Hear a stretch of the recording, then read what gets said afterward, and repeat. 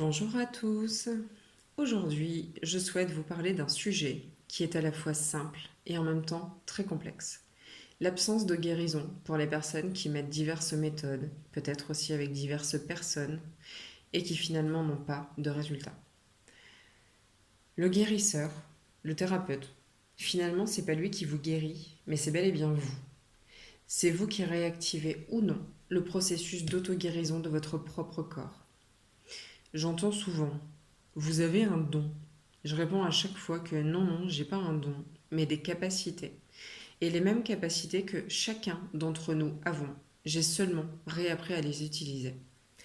Le seul don que j'ai, c'est celui de vous aider en fait à réactiver vos propres capacités d'auto-guérison. Les capacités de votre corps, rien de plus.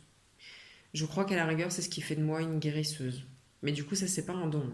J'ai seulement la capacité d'écouter votre corps, d'écouter ce qui est invisible, en fait, tout simplement, quoi. Ce qui est invisible à vos yeux, pour moi, ça, c'est devenu visible parce que je l'ai travaillé.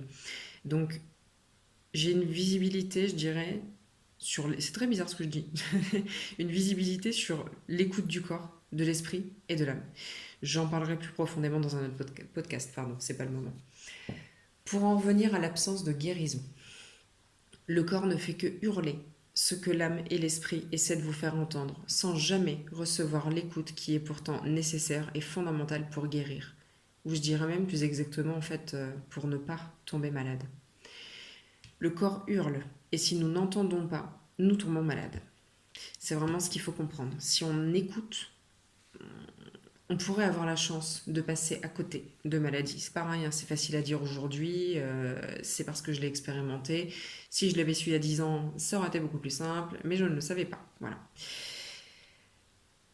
Que nous parlions d'ailleurs, oui, ça c'est aussi important de le préciser, que nous parlions de guérison physique ou encore de troubles psychologiques comme la dépression ou peu importe, hein. C'est pareil pour tout. Si nous tombons malades, c'est qu'on ne sait pas écouter à un moment donné. Justement, nous ne savons plus nous écouter. Nous faisons tout machinalement. Nous agissons de telle ou telle façon, car c'est la norme, ou encore parce que c'est ce qu'on attend de nous. Pour de fausses croyances du type, je sais pas moi, c'est pas normal, car les autres y pensent comme ça, les gens vont se moquer de moi. Encore, j'ai pas le temps, ce genre de choses, hein, j'ai pas le temps de prendre soin de moi. Et je crois que la pire de toutes, c'est celle-ci. Si je m'écoute, je tombe, et j'ai peur de ne jamais me relever. Hum. Bah devinez quoi? Vous tomberez forcément, puisque vous refusez d'entendre ce qui hurle en vous. Si ce genre de phrases vous viennent à l'esprit, c'est que vous allez mal, et faire comme si de rien n'était ne vous aidera en rien. Ça durera qu'un temps, hein. Puis un jour, votre corps tombe malade. Et là, vous n'avez plus d'autre choix que d'entendre. Ne croyez-vous pas qu'il vaut mieux écouter avant pour éviter de tomber? Pourquoi croyez-vous qu'il y a autant de dépression, qu'il y a autant de maladies en tout genre? Je suis tombée malade, moi, personnellement. Je suis tombée plus bactère. Dépression sur dépression, addiction en tout genre, 8 maladies différentes. Jusqu'à ce que j'écoute ou plutôt que j'entende et que j'accepte en fait d'aller fouiller dans ce qui me faisait peur et donc dans ce que je voulais plus que tout fuir. Si j'y étais allée avant, je n'aurais très certainement pas eu à tomber. Alors facile à dire aujourd'hui, hein, j'ai pas la science infuse, mais c'est ma vision des choses aujourd'hui. Si j'étais allée voir avant, dans ce qui me faisait souffrir, ben justement, j'aurais arrêté de résister et donc, forcément, j'aurais moins souffert. À 25 ans, j'avais 16 gélules par jour à prendre pour, j'allais dire, me soigner, mais en fait, finalement, non, pour mettre un mouchoir sur le vrai problème, celui que je refusais plus que tout d'entendre. Puis, j'ai décidé de soigner mon esprit aussi, et plus à base d'antidépresseurs cette fois, qui faisaient que masquer les symptômes, mais en allant vraiment, véritablement chercher le pourquoi de cet état. Pourquoi ces douleurs? Pourquoi ces symptômes? Et pourquoi ces maladies aussi jeunes? Alors, évidemment, une précision super importante.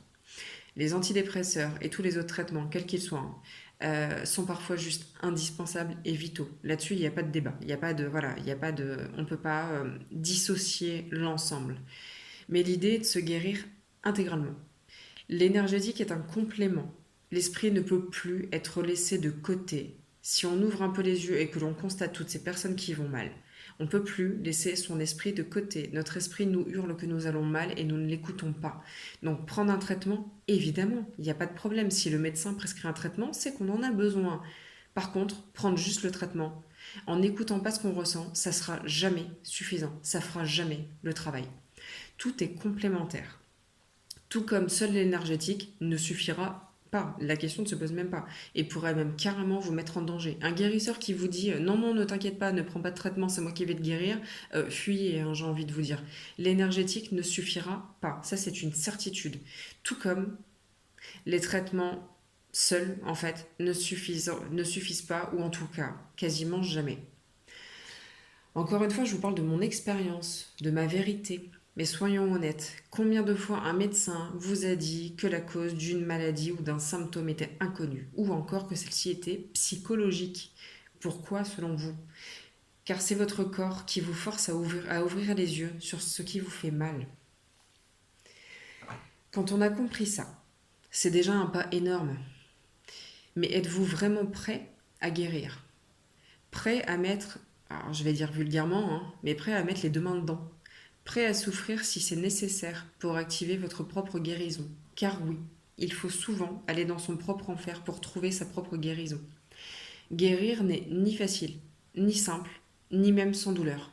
Car guérir passe par accepter et entendre sa douleur, et par arrêter de se faire croire que, par exemple, c'est du passé. Vous savez, cette fameuse phrase qu'on a tous dit à un moment donné, là. Votre corps vous hurle que non, ce n'est pas du passé, ou en tout cas que ce passé est bel et bien dans votre présent.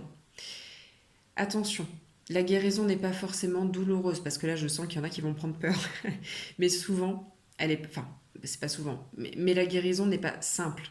Dans tous les cas, même si elle n'est pas douloureuse, elle n'est pas simple. Et parfois, oui, elle est temporairement douloureuse. L'idée, c'est pas de souffrir jusqu'à la fin de ses jours. L'idée, c'est que la souffrance, elle est là, qu'on l'accepte ou qu'on l'accepte pas. Donc guérir, ça peut être réveiller des souffrances temporairement. Mais en fait, plus on lâche prise, plus on accepte, plus cette douleur s'en va à toute vitesse, quoi, j'ai envie de dire. Donc, si vous n'êtes pas prêt à tout ça, parfois c'est complètement inconscient. Parfois c'est juste pas le bon moment et ça se juge pas. C'est pas un problème. Mais en fait, vous pourrez aller voir 10 thérapeutes, 12 énergéticiens, votre situation ne changera pas. Il faut accepter que la guérison est votre travail à vous et à vous seul, et ne pas non plus vous en vouloir si ça ne fonctionne pas. Si ça fonctionne pas, c'est que c'est pas le bon moment pour vous. Il faut comprendre que le thérapeute ne fait que vous aider, que vous accompagner. Il ne peut et ne pourra jamais faire plus que ça. Et quand votre corps et votre esprit seront prêts, vous pourrez avancer. Et c'est à ce moment précis où l'énergéticien ou le thérapeute ou qui vous voulez pourra réactiver le processus d'auto-guérison de votre propre corps. Ça, je l'expliquerai aussi, les capacités innées d'auto-guérison en fait, du corps, je l'expliquerai dans un autre podcast.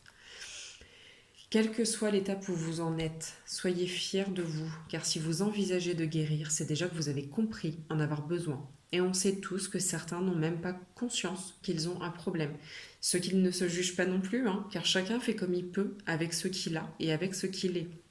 Donc, si vous en êtes là, c'est déjà que vous avez fait le premier pas et surtout le plus grand qu'il soit nécessaire de faire. Ce qui veut dire que, même si c'est pas là tout de suite maintenant, la guérison, eh bien en fait, votre guérison, elle est déjà en route, elle est déjà en place, parce qu'avoir conscience, c'est la première étape la plus fondamentale, et vraiment, c'est le plus grand pas. Donc déjà, soyez fiers de ça. Je vais m'arrêter là pour aujourd'hui, j'approfondirai sur d'autres sujets plus tard. Évidemment, si vous ressentez le besoin d'être accompagné pour ce cheminement, vous pouvez me contacter de diverses façons. Vous trouverez en descriptif sous ce podcast le lien de réservation pour prendre directement rendez-vous avec moi, ou encore vous trouverez le lien pour accéder à ma page Facebook, pour me contacter sur Messenger si c'est nécessaire, si c'est ce que vous voulez. Je vous souhaite une bonne et une belle fin de journée. J'espère que vous comprendrez. N'hésitez pas à me laisser en commentaire ce genre de choses pour me dire si vous comprenez bien où je veux en venir ou pas. Peut-être que ça me donnera l'idée ou le besoin en fait d'approfondir le sujet. Peut-être que j'ai pas été claire, je ne sais pas. N'hésitez surtout pas à me dire. Je vous souhaite une bonne journée, je vous dis à bientôt.